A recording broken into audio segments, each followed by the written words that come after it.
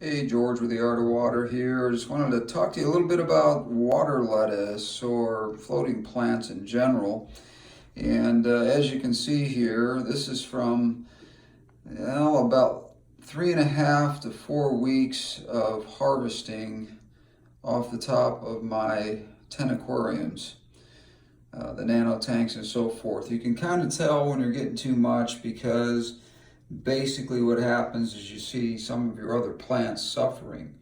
Now, some of the plants that I have in my tanks, most of them anyway, are plants that really don't require a lot of maintenance. Now, I'm showing you this one tank simply because there was a problem here, and this is what made me get in here and start cleaning some of this out.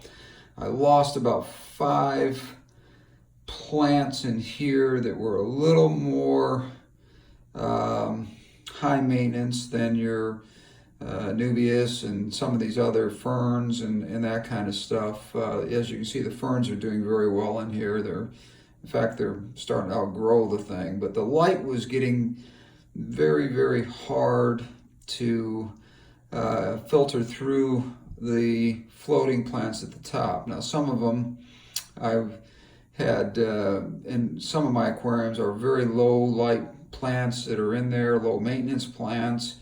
And this particular aquarium here actually had some just absolutely beautiful plants that were thriving in here. You can see that on some of my other old videos. But they sort of got filtered out by some of the floating plants on the top. And I'm going to have to keep an eye on that because the water lettuce is just prolific. It takes off. I purchased a batch of it 3-4 months ago, and I've probably gotten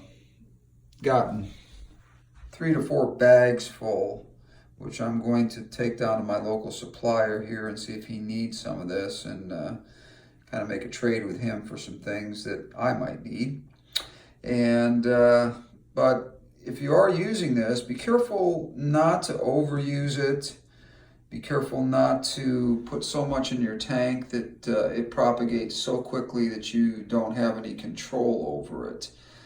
Because that becomes a problem, and that's not what you're trying. That's not the goal here. So it's a great plant to have in your tank if you want to shade some of your other plants. It's great for fish to hide in some of your nano tanks, and fish like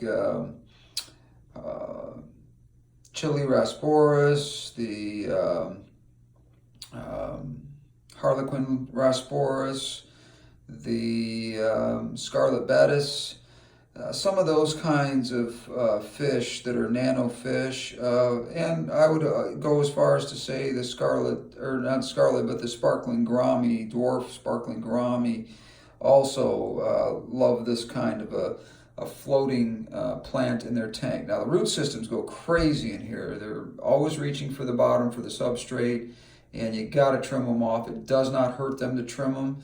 So make sure you're doing that. If you can get a chance to trim them, do it, and make sure that when you are trimming them, that you're just trimming them to about 1.5 inches in length, and you'll come back in a couple of weeks and those things will be almost to the bottom again. They're just that prolific. If you got a healthy tank. If you don't have healthy tanks, then they won't do that well. But in this particular situation, if you have healthy tanks, these plants will really, really take off. And just harvest it. Take it down to your local supplier for fish and so forth, and get them to give you something for them. Here's Snowflake here. Been in this tank for a long time. I'm going to have to get some new plants for him and rescape this. I'm going to be rescaping this whole tank here probably within the next couple of weeks. There's 3 autocinclids in here as well, just to keep the algae down. I don't really get a ton of algae growth in here. In fact, I've had to supplement these guys a little bit with some wafers at the bottom of the tank just to keep them going. But when that water lettuce started taking off in here, I did notice that there was a little bit of an algae bloom. So Anyways, George with the Art of Water, nice talking to you. Be careful with that lettuce and other floating plants. There's several other floating plants that I have in my tanks as well that aren't as prolific, but water lettuce, man, oh man, that stuff does take off. So anyways, George with the Art of Water, hope you had a great Easter, and we'll talk again soon.